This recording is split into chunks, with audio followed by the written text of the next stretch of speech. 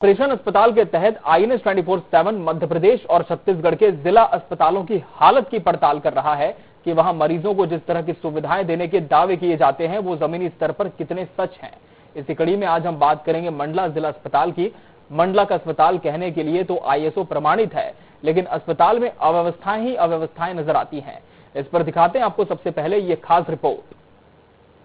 INS 24/7 के खास programme operation अस्पताल के तहत मंडला जिला के जिला चिकित्सालय, जहां जो अस्पताल ISO से प्रमाणित है, हम यहां पर जानने की कोशिश करेंगे कि मरीजों को किस प्रकार की सुविधाएं दी जा रही हैं एवं वर्तमान में कितने डॉक्टर कार्यरत हैं।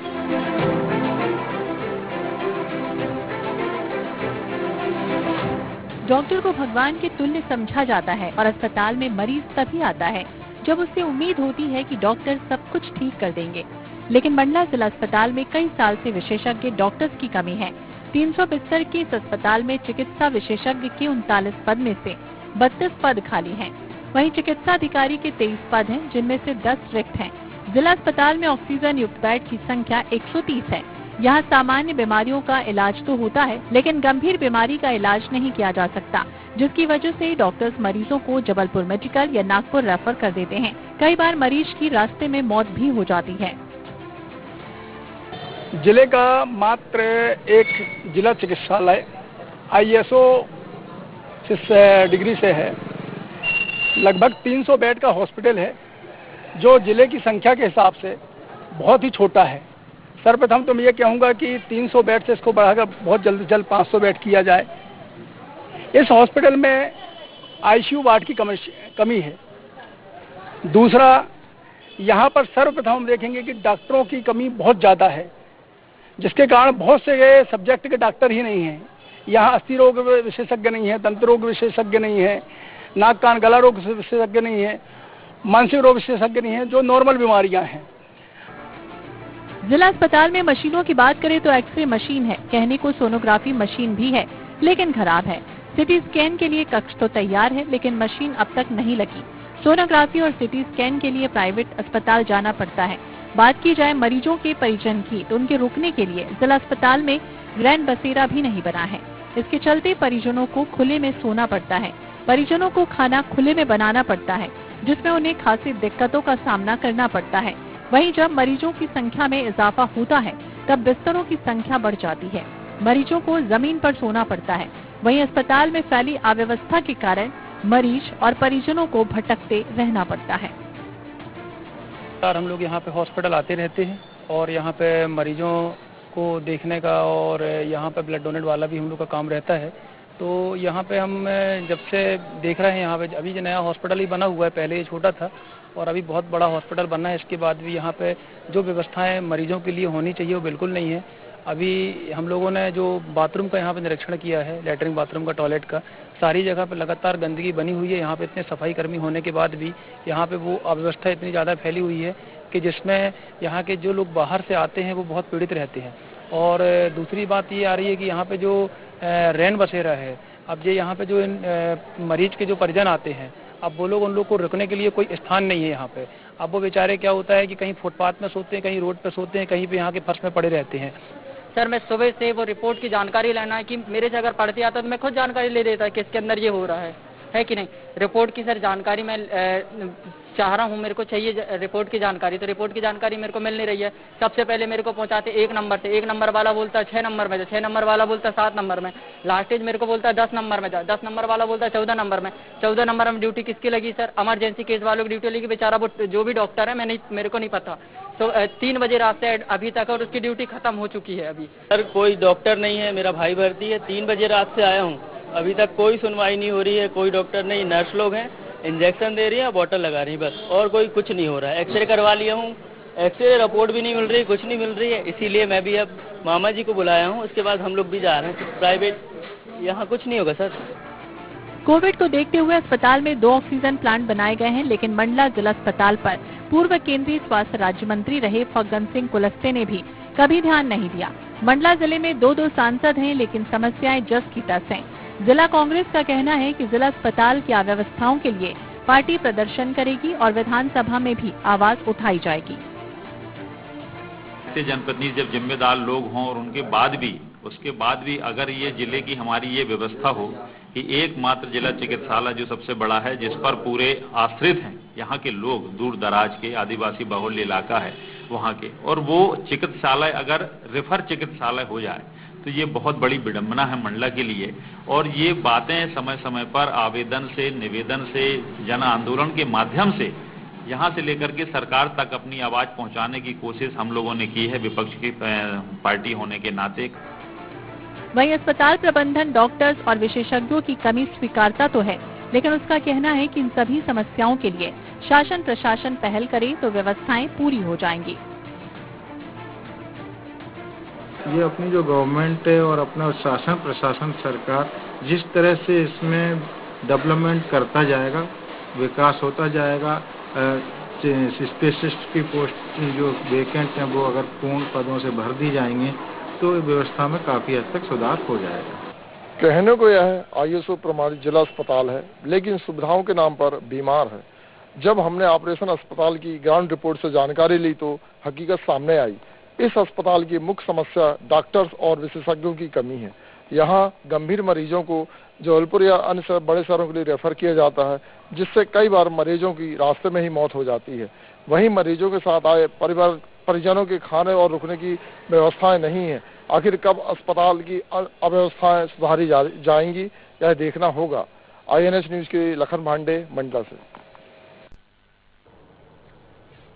तो जिला अस्पताल की क्या स्थिति, इस पर एक ग्राउंड रिपोर्ट हमने आपको दिखाई और सीधा रुख करेंगे हमारे सहयोगी लखन भांडे का, जिन्होंने इस पूरी ग्राउंड रिपोर्ट को कवर किया है।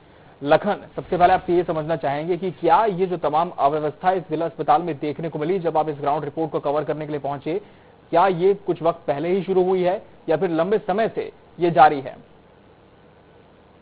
जी, मैं बताना चाहूंगा, ये अव्यवस्था है आज से नहीं है, ये कम से कम 4-5-10 साल से ऊपर से है। यहाँ शुरू से डॉक्टरों की कमी रही है, अस्पताल में सफाई नहीं होती है, गंदगी का आलम रह आता है। आज हम देखते हैं यहाँ मरीज के परिजन लोग आते हैं, उन्हें खाना बनाना रहता है तो उसके लिए रैन बसेरा नहीं है। सफाई के नाम पे बस सफाई के नाम से पैसा बसाता है, शासन प्रशासन का लाखों रुपए आता है साफ सफाई के नाम से, लेकिन साफ सफाई देखने को नहीं मिलती है।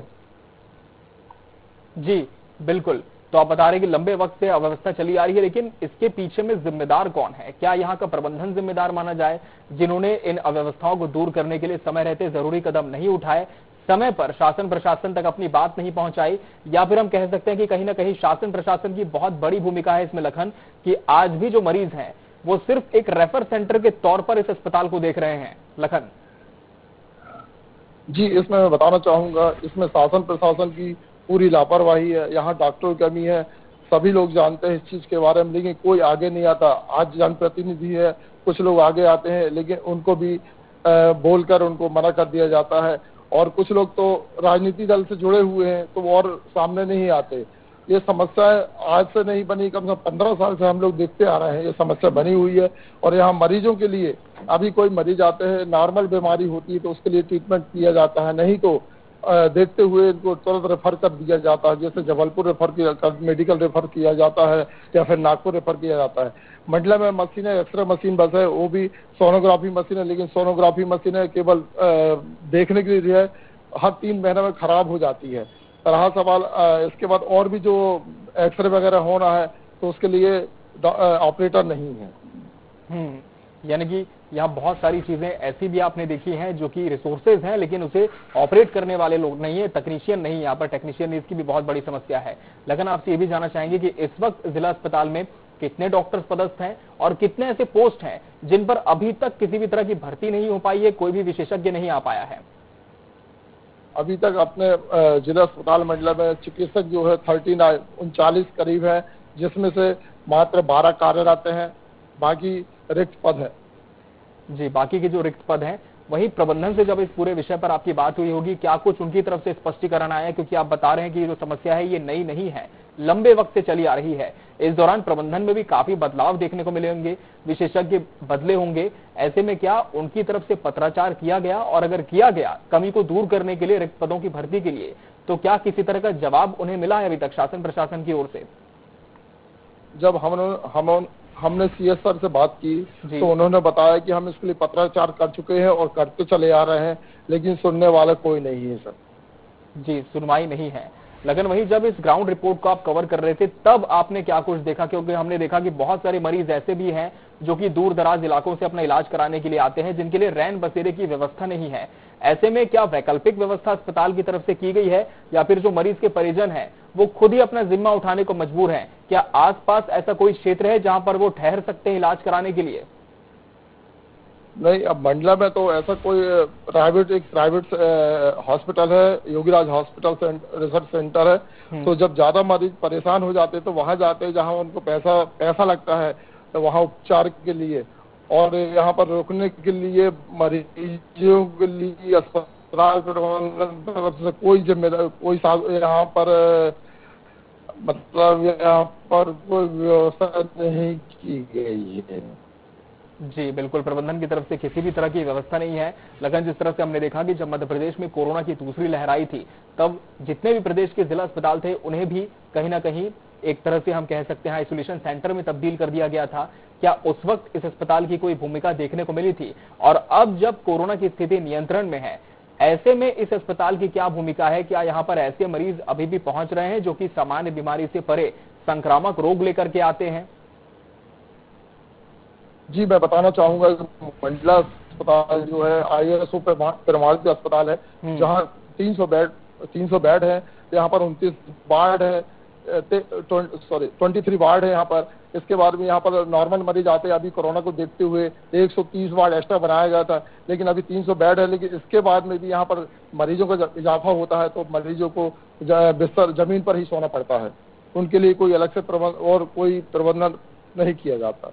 बिल्कुल, ये बेहद दुखद है। और जिस तरह से आप बता रहे कि ISO प्रमाणित अस्पताल है, लेकिन इसके बाद भी एक मॉडल अस्पताल के तौर पर इसकी जो छवि है वो नहीं बन पाई है। और कारण यही है कि विशेषज्ञ की कमी है। अगर विशेषज्ञ है भी तो कभी मशीन की कमी हो जाती है, मशीन है तो उसे चलाने वाले ऑपरेटर सही तरह से यहाँ पर नहीं मिल पाते हैं। तो बहुत ज्यादा अव्यवस्थाओं का अंबार इस जिला अस्पताल में हम कह सकते हैं कि देखने को मिला है।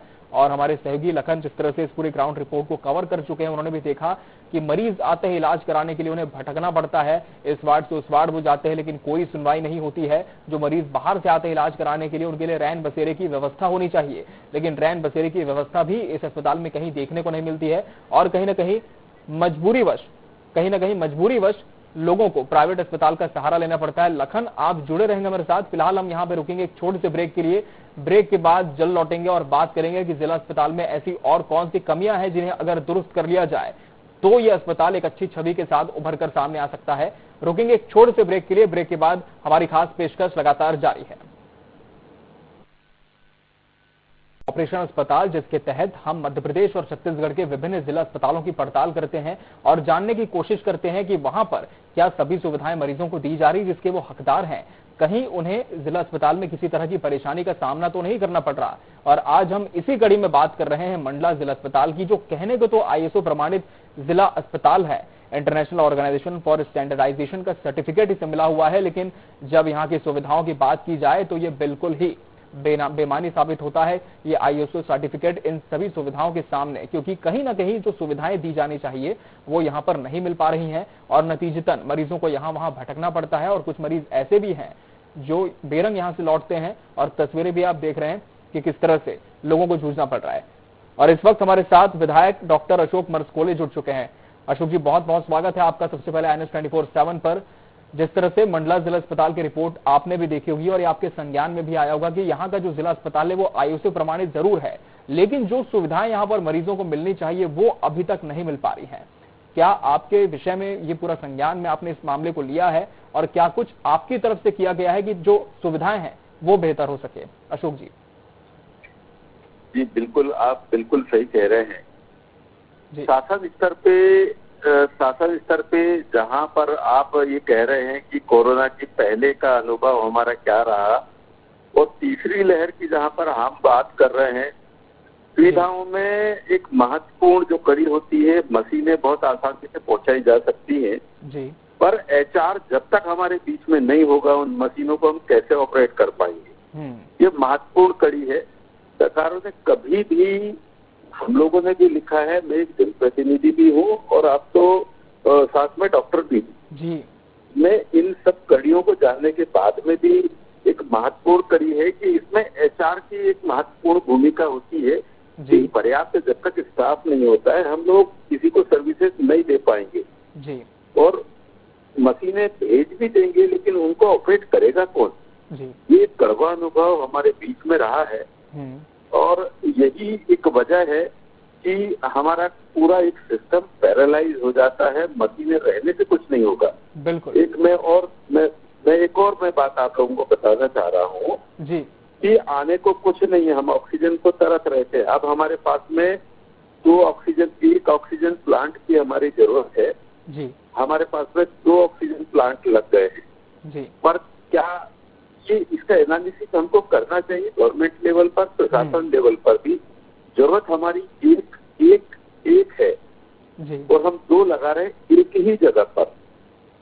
तो ये प्रशासन ऊपर शासन स्तर से भेज दिया तो प्रशासन ने उसको, क्योंकि शासन ने भेज दिया हमने सिर उधार कर लिया, उसको कहीं और लगा देते। हमारे जिले में बहुत सारे ऐसे हॉस्पिटल हैं जी। इतना पैरालाइज सिस्टम है जी। बिल्कुल। ये जो डिस्ट्रिक्ट लेवल पे उसको सिर उधार करने जी। अशोक जी, आप भी कहीं ना कहीं इस बात से सहमति रखते हैं कि मशीनें हैं लेकिन उनके होने से कुछ नहीं होता। उन्हें जब तक ऑपरेट करने वाला टेक्नीशियन नहीं होगा, विशेषज्ञ नहीं होंगे, तब तक वो सिर्फ एक सफेद हाथी साबित होंगे। आप जुड़े रहेंगे अशोक जी हमारे साथ। इस वक्त हमारे साथ सीएमएचओ श्रीनाथ सिंह जुड़ चुके हैं। श्रीनाथ जी, जिस तरह से मंडला जिला अस्पताल की तस्वीरें सामने आई, हमारे रिपोर्टर ने ग्राउंड लेवल पर जाकर इस पूरी खबर को कवर किया है कि वहां पर जो दावे किए जाते हैं, खासकर एक आईएसओ अस्पताल से जिस तरह की अपेक्षा रखी जाए, वो बिल्कुल इसके सामने बेमानी साबित होती है। क्या आपके विषय में, क्या आपके संज्ञान में ये पूरा विषय आया है, पूरा मामला आया है, और जो अव्यवस्था है उसे दूर करने की दिशा में क्या कुछ कदम उठाए गए अभी तक? श्रीनाथ जी। हाँ, सबसे पहली मेन चीज तो ये है कि नेचुरली आपके पूरे के पूरे चीजों में आपका कथन सही है कि जो सीमित संसाधनों वाला जिला है मंडला जी, उसमें आपकी चीजों की, आपका कहना भी सही है कि चिकित्सक वर्ग जब तक आकर्षित होकर बड़े शहरों की ओर जाता है, मंडला में जिनकी भी पोस्टिंग की जाती है, हम लोगों ने पूरा प्रयास करके, शासन ने प्रयास करके लगभग 24 चिकित्सकों की नियुक्ति करवाई और मुश्किल से उसमें से 4 या 5 ज्वाइन कर पाते हैं जी। तो एक एस्केपिस्ट टेंडेंसी है और थोड़ा सा एक reluctancy to work in the place like Mandla, जो ट्राइबल है, इंटीरियर है, यहाँ रहता है, तो एक हमारे लिए चिंता का विषय तो है ही जी। इसके साथ सबसे मेन चीज आ रही है कि इस कमी को कुछ हद तक दूर करने के लिए हम लोगों ने ये पूरे शासन को प्रस्ताव भेजा है और मेडिकल कॉलेज जबलपुर के जो 3rd ईयर के जो छात्र हैं वो रेगुलर सेवाएं देते हैं। अगल बगल के जिलों के जो स्पेशलिस्ट हैं उनकी वीकली ड्यूटीज लगा दी हैं, तो वो अपनी सेवाएं देके व्यवस्थाओं को सुचारू रूप से चालू करने का प्रयास करते रहते हैं जी। इसके साथ ही लगभग हम लोगों ने आयुष चिकित्सकों को एक पूरा का पूरा कोविड का अगर बात करते हैं, कोविड प्रोटोकॉल की, पूरा प्रोटोकॉल बेस्ड ट्रीटमेंट है कोविड का। बिल्कुल जी। आपको तो उसमें पूरा का पूरा हम लोगों ने बहुत ज्यादा इंटेंस प्रशिक्षण देके जो टेम्परेरी एचआर जो कोविड में मिलने चाहिए थे उनको प्रशिक्षित कर दिया है और उनसे ही जो भरपाई है, गैप्स हैं जी, वो है, उनको हम एक हद तक के पूरा कर पाने की स्थिति में है जी। लेकिन बिल्कुल हम हर बार लगातार मांग करते रहते हैं, शासन से, प्रशासन से, हमारे प्रभारी माननीय मंत्रियों से, प्रशासन से मांग करते रहते हैं और सब अपने अपने स्तर से प्रयासरत भी हैं, लेकिन थोड़ा चीज सुधरने में हो सकता है टाइम लगेगा। श्रीनाथ जी, जिस तरह से आपने कहा कि एक प्रोटोकॉल का पालन करता होता है, बिल्कुल हम इस बात से सहमत है, लेकिन जो रूटीन चेकअप के मरीज होते हैं, जो कि एक एक्सरे कराने के लिए यहाँ पहुंचते हैं, दूर दराज से आते हैं, फिर भटकते हैं, ऐसे में उनकी भी नहीं सुनी जाती, बताया जा रहा है। मरीजों ने खुद हमारे चैनल पर वर्जन दिया इस पूरी खबर को लेकर के कि उनकी नहीं सुनवाई हो रही है, भटक रहे हैं, कोई बताने वाला नहीं है। ऐसे में क्या आप मानते हैं कि जो पर्याप्त स्टाफ है वो तक नहीं हो पाया है? और गंभीर विषय इसलिए भी है क्योंकि ये समस्या आज की नहीं है, कई समय से ये चला आ रहा है। एक हद तक की आपकी समस्याएं सही हो सकती, बट लेकिन हम लोग भी जितने अपने सीमित संसाधन, जितने चिकित्सकों की उपलब्धता, जितने पैरामेडिक्स और जितने एक्सरे रेडियोग्राफर्स हैं, उनकी पोजीशन से लेके एक ओवरबर्डन हो जाता है। आप ये मान लें, अगर मान लो हमारे यहाँ 9 ब्लॉक हैं, 9 ब्लॉक में भी सब जगह सुविधाएं चल रही हैं, तो जिला अस्पताल पे थोड़ा लोड कम अपेक्षित है, लेकिन हर जगह थोड़ी सी परेशानी रहती है, कुछ कमी रहती है, कुछ एचआर की रहती है, तो नेचुरली जिला अस्पताल में मान सकते हैं कि थोड़ा सा वर्कलोड ज्यादा होता होगा और उनको अगले दिन की कराने के लिए बोल देते होंगे, लेकिन मैं इस चीज को संज्ञान में लाता हूँ और जो भी इमरजेंसी चीजें अगर मान लो रहती हैं उनके मैं तत्काल में इमरजेंसी में करवाने की व्यवस्था फिर से सुनिश्चित करता हूँ। जी, चलिए, आपने बहुत बड़ा एक आश्वासन दिया और उम्मीद की जाए कि आप जब इस चैनल पर जुड़े हैं तो निश्चित तौर पर इस दिशा में आप काम होता दिखेगा भी। श्रीनाथ जी, एक आखिरी सवाल आपसे ये भी है, कुछ मरीज ऐसे होते हैं जो कि दूर दराज के क्षेत्र से आते हैं, उनके लिए रहने की व्यवस्था नहीं होती। उम्मीद ये की जाती है कि जब ISO सर्टिफाइड अस्पताल है तो रहने की व्यवस्था कम से कम परिजनों के लिए हो, रैन बसेरा हो। क्या इस दिशा में आपकी तरफ से कुछ किया गया है या फिर भविष्य में कुछ अपेक्षा की जा सकती है? देखिए, रैन बसेरा का कॉन्सेप्ट एक वास्तव में काफी था और हमारे यहाँ जो अस्पताल है उसके ठीक सामने एक पेशेंट की धर्मशाला भी थी। अगर आपने देखा होगा जस्ट अक्रॉस द रोड पूरी धर्मशाला है जी। अब आजकल मरीज क्या है, थोड़ा सा रुकने में रिलक्टेंसी रहती है क्योंकि धर्मशाला की सुविधाओं से सामान्य मरीज उतना संतुष्ट नहीं हो पाता है जी। आप ये भी मानते हैं कि आज के जमाने में ठीक है, हम लोगों ने जिस कॉन्सेप्ट से शुरू किया था वो है, और वो मरीज अपने साथ ही रहता है, अपने किसी परिजन के यहाँ चला जाता है, तो वो धर्मशाला की ऑक्यूपेंसी लगभग कम है जी। बिल्कुल। चलिए, बहुत शुक्रिया श्रीनिवास जी आपका हमसे जुड़ने के लिए। कहीं ना कहीं इस कार्यक्रम की कोशिश यही होती है कि जो कमियां हैं वो जरूर सामने लाए, लेकिन हमारी कोशिश यही रहती है कि जो जिम्मेदार है उन तक कम से कम ये आवाज पहुंचे, मरीजों की आवाज पहुंचे, उनकी पुकार पहुंचे, उनके परिजनों की, और जहां पर जो लूप होल है उसे दूर करने की कोशिश हो। आप सभी का बहुत शुक्रिया हमसे जुड़ने के लिए। हमारे सहयोगी हमारे साथ जुड़े थे लखन पांडे, विधायक डॉक्टर अशोक मरसकोले और CMHO श्रीनिवास सिंह भी हमारे साथ जुड़े थे अपनी बात रखने के लिए। आप सभी का बहुत बहुत धन्यवाद। इसी के साथ हमारी इस खास पेशकश में आज के लिए फिलहाल इतना ही। कल हम फिर हाजिर होंगे और बात करेंगे किसी नए जिला अस्पताल की। तब तक के लिए दीजिए इजाजत। नमस्कार।